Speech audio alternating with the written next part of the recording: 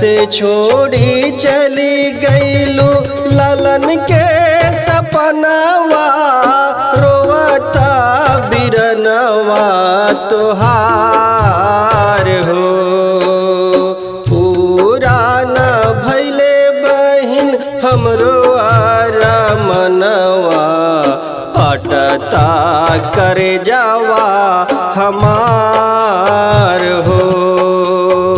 पुराना भैले बहिन हमरो मनवा, अटता करे जावा हमार हो।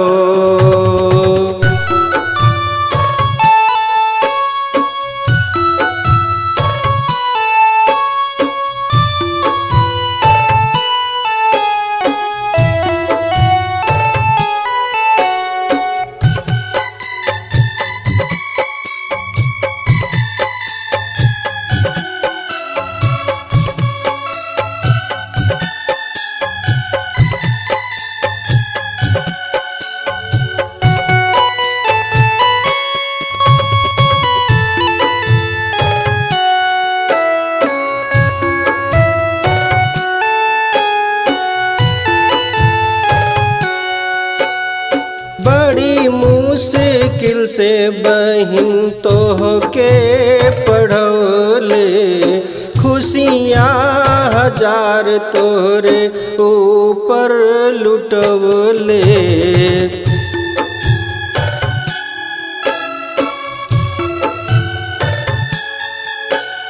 माई बाप के जाए से इतना दुख ना होला, तोहरा के जाए से दुख बड़ा होला।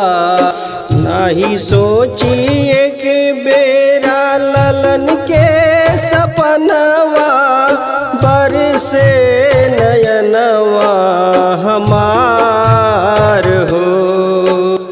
कैसे छोड़ी गईलू बहिनी ललन के सपनवा, रोवता बिरनवा तोहार हो।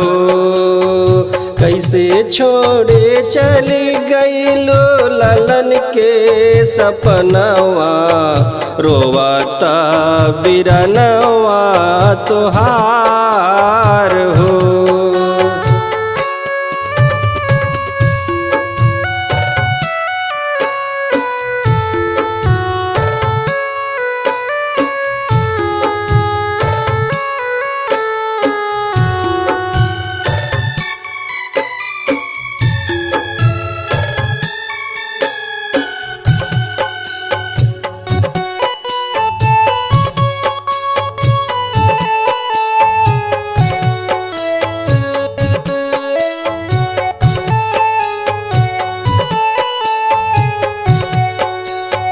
जहाँ जहाँ कहलू बहिन बर हम देखे, तोहरे यार मान से बढ़ के हम सोचे।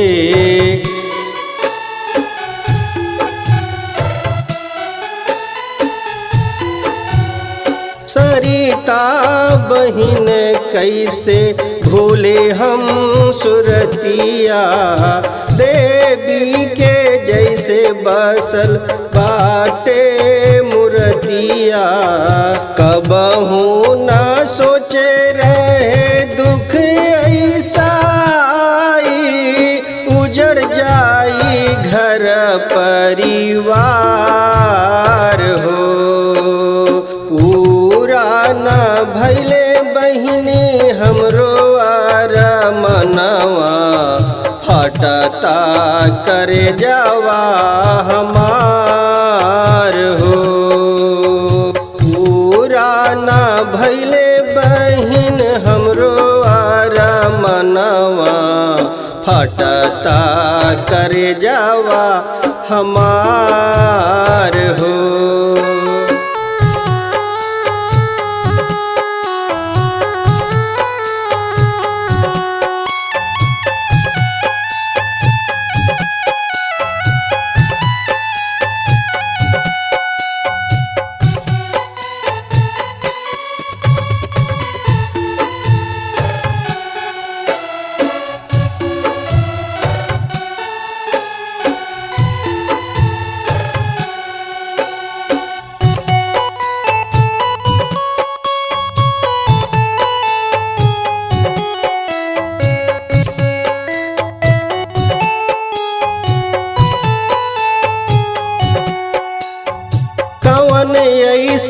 बात बहिना हमसे छुपैलू, कौने करनवा बहिन हमके बिसरैलू।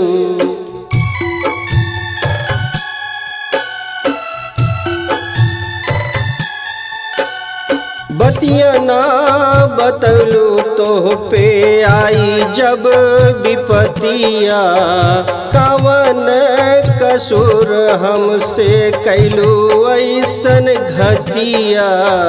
इहै सोच अखिलेंद्र करता रुदनवा, रोवता बिरनवा तुहार हो।